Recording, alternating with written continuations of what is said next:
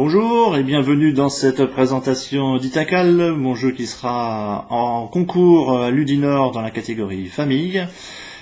Petite vidéo de présentation, pas vraiment pour vous expliquer les règles dans un premier temps, mais pour vous familiariser plutôt avec le matériel, le plateau et le but du jeu, le comment et le pourquoi. Vous avez donc devant vous la règle qui sera à disposition sur le stand. Bien sûr, je serai là quand même pour vous expliquer avec différents exemples, mais j'aime bien que les gens aussi soient un petit peu autonomes, ça me permet de tester vraiment l'ensemble du jeu. Alors, je vais l'enlever, pour l'instant ça n'a pas beaucoup d'utilité. Alors, le plateau, eh bien voici le plateau d'Itacal qui représente un ensemble de champs que nous allons devoir cultiver pour devenir le meilleur cultivateur reconnu de l'ensemble de la communauté. Et ainsi, nous n'aurons plus que les meilleurs champs à cultiver, notre fortune sera faite.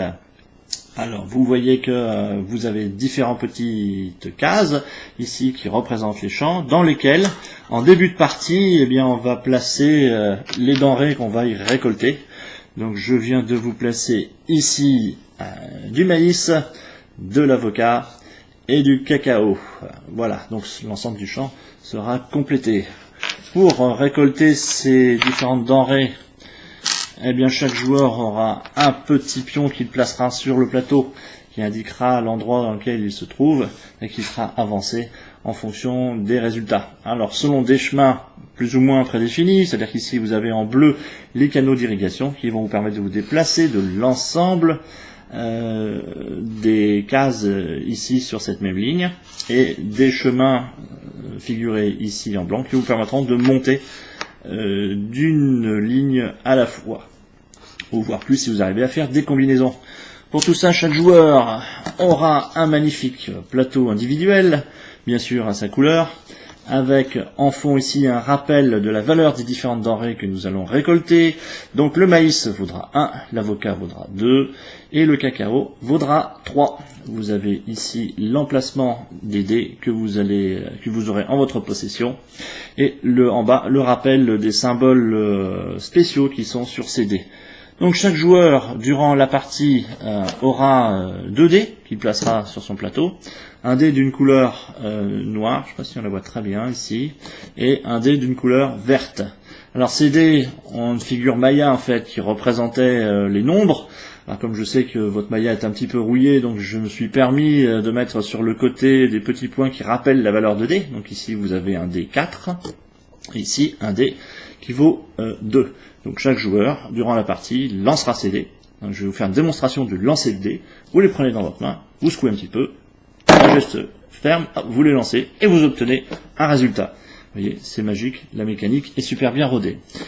Chaque dé aura donc ici un symbole particulier.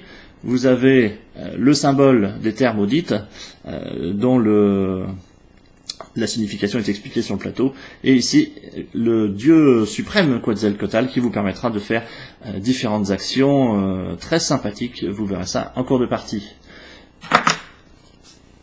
Sur le plateau, on va y revenir maintenant, bien vous aurez déjà pas mal d'éléments en tête ici. Donc vous avez ici les numéros des colonnes. Chaque fois qu'on va lancer les dés, eh bien ça vous permettra d'accéder aux différentes colonnes suivant des règles un peu particulières. Sur le plateau, vous avez ici également une petite case qui va être votre niveau de dévotion, parce que ici vous avez des temples qui vont correspondre à la ligne de chaque culture.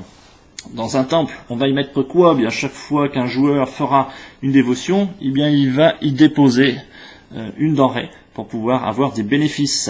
Les bénéfices des denrées, c'est que ça va rajouter ou soustraire au total de vos dés la valeur de la denrée. Donc, dans ce cas précis ici, le maïs vaut 1, donc vous ajouterez ou vous retirez 1. Chaque fois que vous ferez une dévotion ici, eh bien vous aurez un petit point de dévotion. On va démarrer avec rien. Ici, vous avez déjà un point. Dès que je vais déposer une denrée pour faire une petite offrande, eh bien ma dévotion va augmenter. Cette dévotion, bien sûr, sera comptabilisée en fin de partie pour augmenter votre score. Quand vous arriverez sur des zones spécifiques ici, eh bien vous avez vu qu'il y avait un petit symbole maïs en dessous, on va le revoir ici. Donc vous devrez célébrer la fête du maïs. Il y aura 3 fêtes à célébrer au cours de la partie, celle de l'avocat et du cacao, bien sûr.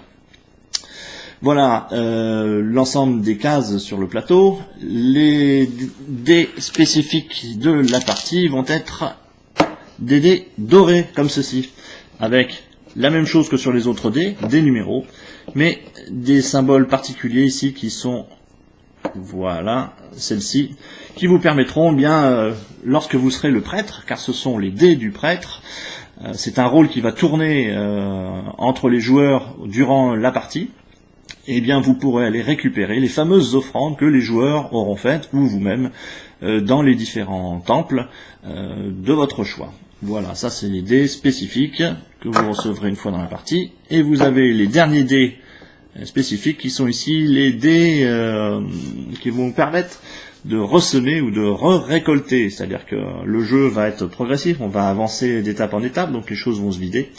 Et des endroits où si vous êtes en retard par rapport à vos petits camarades, eh bien vous pourrez utiliser ces dés pour ressemer éventuellement si vous en avez le pouvoir et récolter de manière à ne pas rester sans rien. Voilà, vous avez vu l'ensemble des éléments qui vont composer le jeu d'Itaqual. Je reviendrai dans une prochaine petite vidéo bien pour vous expliquer les subtilités et le mécanisme du jeu dans son ensemble. Voilà, je vous remercie de m'avoir suivi, à bientôt.